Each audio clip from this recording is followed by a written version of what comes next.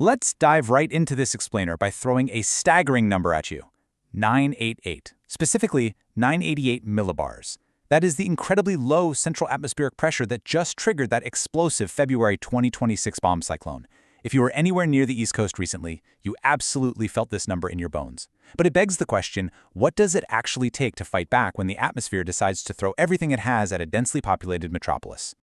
Welcome to The Explainer. Today, we're unpacking exactly how the largest city in the United States battles catastrophic winter storms. We're going to contrast our modern, high-tech response with deadly historical blizzards to see just how far human engineering has come.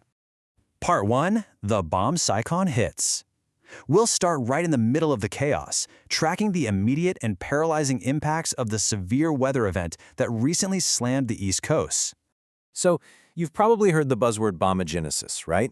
Well, this quote perfectly breaks it down. To officially earn that title, a storm's pressure literally has to plummet by at least 24 millibars in a single 24-hour window. And that February storm, it shattered that threshold, bottoming out at 988 millibars. This violent meteorological trigger is exactly what unleashed those hurricane-force winds and brutal dumping rates of 2 to 3 inches of snow per hour across the entire region. To really wrap your head around the stakes of a storm like this, just look at this figure. More than 250,000 customers lost power across the Northeast. New Jersey alone was hit with over 100,000 of those outages as the wind just howled and snapped trees, while places like Staten Island rapidly got buried under more than a foot of snow. It's a pretty stark reminder of nature's power to instantly paralyze our lives. Moving on to Part 2, Blizzards of the Past. Now let's step back in time and see what happens when extreme winter weather hits a city that completely lacks our modern-day, highly coordinated prep. The chaos of the legendary 1888 blizzard, the so-called White Hurricane, stands in massive contrast to how we do things today. It was unbelievably deadly. We're talking 400 fatalities. People literally froze to death right in the streets, and the East River froze completely solid. 15,000 commuters were stranded on elevated trains above the city, with some desperately paying $1, which was a lot of money back then, just to climb down a ladder to the street. But here's the wild part. That devastation directly inspired the modern infrastructure we use today. It made planners realize that communication and transit lines had to be moved underground, eventually giving birth to the subway system. And when you look at this leaderboard of Central Park's biggest historical snowfalls, it is wild to see that 1888 storm still sitting right there at number 4. It set the ultimate benchmark for modern blizzards. Obviously, modern storms have surpassed it in sheer volume, like that massive 27.5-inch drop in 2016, but our response to those massive numbers is what has totally changed. So, Part 3, the city's battle plan. How does New York fight back against these monster storms today? Let's break down the master plan. The Department of Sanitation is the absolute front line of defense here. They spearhead a military-level operation designed to clear over 19,000 lane miles of roadways.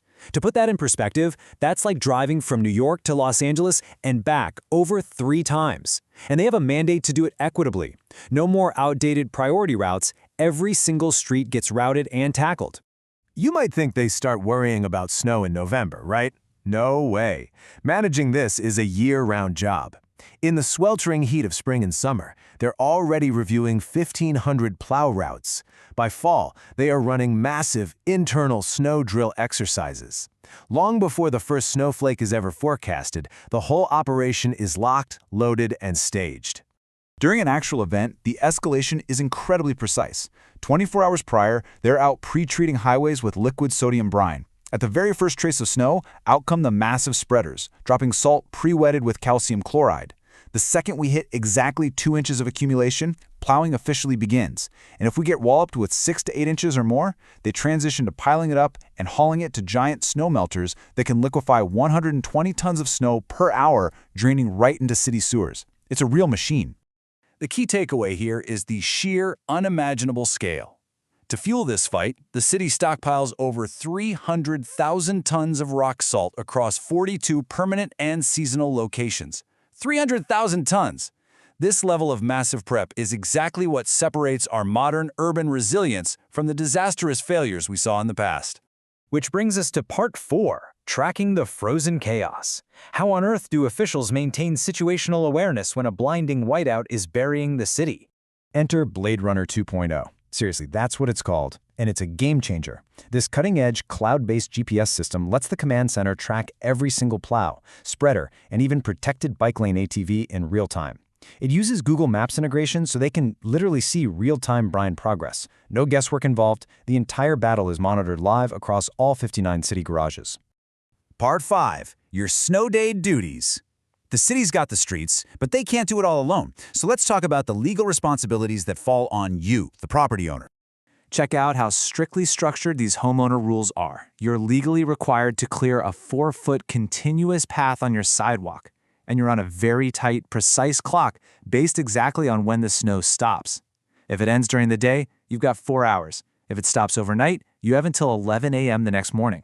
And if you ignore it, boom, you could be hit with a maximum fine of $250. Plus, if you're that person who blows your sidewalk snow directly back into a freshly plowed street, you're looking at instant fines too, because it totally undoes the city's hard work. It's a two-part system, right? You handle the sidewalks, they handle the streets. As we wrap up this explainer, I really want to leave you with this final thought.